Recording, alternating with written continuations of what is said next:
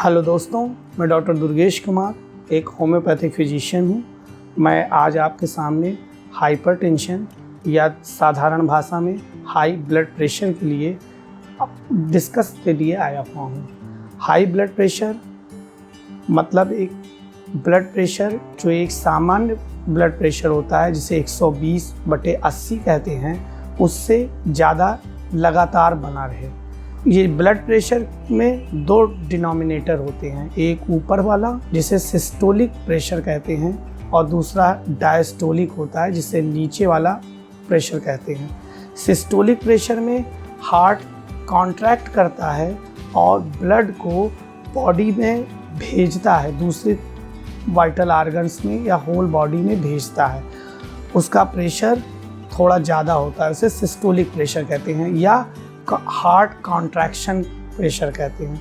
दूसरा जो डायस्टोलिक होता है, इसमें हार्ट रिलैक्स करता है और बॉडी के दूसरे पार्टों से ब्लड को हार्ट में कलेक्ट करता है। या नॉर्मल में 120/80 रहना चाहिए, लेकिन कुछ लोगों में ये बढ़ा रहता है। बहुत सारे लोगों में पता भी नहीं चलता जब ये बढ़ा बना रहता है, उन्हें इसके कोई सिम्टम्स भी फील नहीं होते, लेकिन कभी कदार किसी वक्त डॉक्टर के पास जाते हैं और ब्लड प्रेशर को एक मशीन होती है स्फिग्नोमैनोमीटर, उससे चेक करते हैं तो पता चलता है कि हमारा ब्लड प्रेशर बढ़ा हुआ है। और साधारणतः लोगों को पता भी नहीं चलता।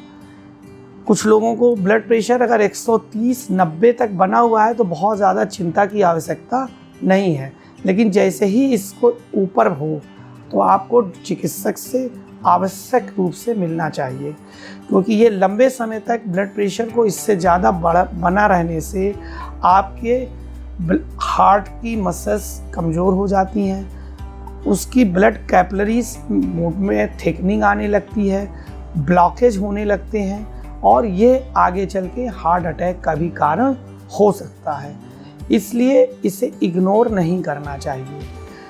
शुरुआती में ब्लड प्रेशर के बहुत साधारण सा लक्षण आता है, जिसमें सर में दर्द होना। अगर आप काम कर रहे होते हैं तो फेस पे एक हीट फ्लश का महसूस होना कि उन्हें गर्म बहुत लगता है, थोड़े पसीने आते हैं, सर में भारीपन रहता है। साधारणतः सिर्फ यही सिम्टम्स उनको मिलते हैं, उसके अलावा ज़्यादातर कोई ब्लड प्रेशर का सिम्टम्स नहीं आता। ब्लड प्रेशर भी है, हाइपरटेंशन भी दो तरह का होता है, एक प्राइमरी हाइपरटेंशन होता है, दूसरा सेकेंडरी हाइपरटेंशन होता है। प्राइमरी हाइपरटेंशन में किसी भी प्रकार की अन्य बीमारियां नहीं होती है, तो केवल थोड़ा ब्लड प्रेशर बढ़ा हुआ रहता है। इसके कई कारण हो सकते हैं। सर्वप्रथम कारण हो सकता है बढ़ती उम्र, दूसरा होता है हमारी डाइट में साल्ट का इंटेक ज़्यादा होना, तीसरा कारण है सेडेंटरी लाइफ स्टाइल है, हम बिल्कुल आराम से रहते हैं, कम वर्क करते हैं। इन कारण इसमें हम एज को तो नहीं बदल सकते हैं, लेकिन बाकी चीज़ों को हम लाइफ स्टाइल बदल करके कम कर सकते हैं। दूसरा जो सेकेंडरी हाइपरटेंशन होती है, यह सेकेंडरी हाइपरटेंशन हमें कुछ क्रॉनिक बीमारियों की वजह से होती हैं। जैसे किडनी को, लोगों को किडनी की डिजीज़ है तो ब्लड प्रेशर बढ़ा हुआ रहेगा। कुछ लोगों को शुगर की भी समस्या है, शुगर होने से भी ब्लड प्रेशर बढ़ जाता है। और कुछ लोगों को कहीं गांठें होती हैं, उससे भी एड्रेनालिन हार्मोन का सिक्रीशन होता है, ज़्यादा होता है सिक्रीशन, इस कारण से भी ब्लड प्रेशर बढ़ा रहता है। तो सेकेंडरी हाइपरटेंशन को हम काज के आधार पर, जिसकी जैसा काज हो उस पर ट्रीट करते हैं। अगर आपको पता चल गया है कि हमको ब्लड प्रेशर की शिकायत बनी रहती है, तो हम इसको क्या करेंगे, इसको कैसे मैनेज करें। सर्वप्रथम तो हमें अपनी लाइफ स्टाइल में थोड़ा बदलाव करना होगा।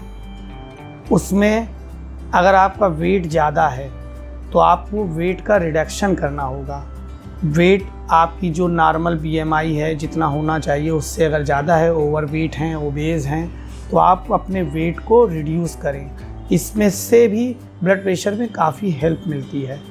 दूसरी चीज़, अगर आप एल्कोहलिक हैं तो एल्कोहल को बंद करें। अगर स्मोकिंग करते हैं तो स्मोकिंग को भी बंद करें, क्योंकि ये भी फैक्टर बहुत रोल प्ले करते हैं। और इन सब के अलावा जो सबसे बड़ा कारण है आजकल की लाइफ में वो है स्ट्रेस। स्ट्रेस पूर्णतया समाप्त नहीं हो सकता, लेकिन अपने डिवाइस को डेवलप करें कि स्ट्रेस को किस तरह से कम करें। योगा करें जिससे स्ट्रेस कम हो सकता है। दूसरी चीज़ है, हम जो डाइट लेते हैं उसमें साल्ट का इंटेक कम करें। साल्ट में बेसिकली सोडियम कम लें, नमक कम लें।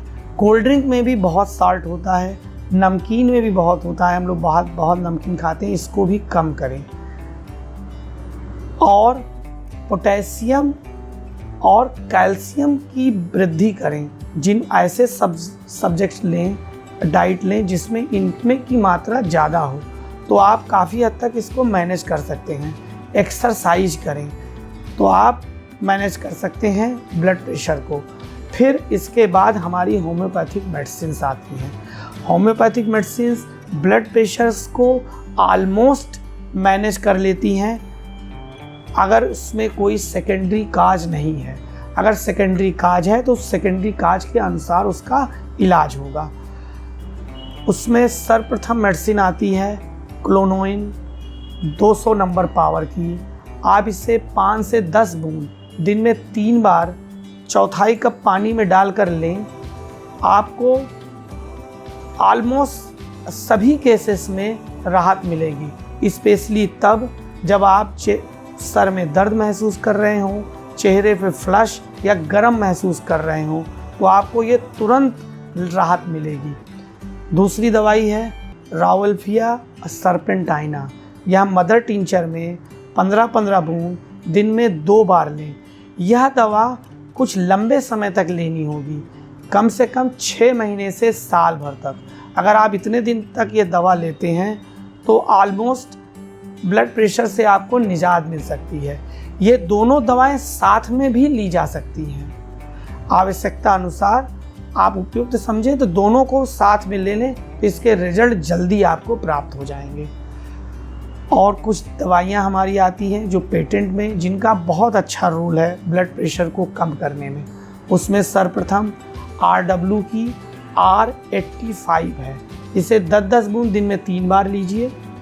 दूसरी दवाई आती है BP ऐड। यह भी 10 बूंद दिन में 3 बार लेने से ब्लड प्रेशर काफ़ी हद तक ठीक हो जाता है।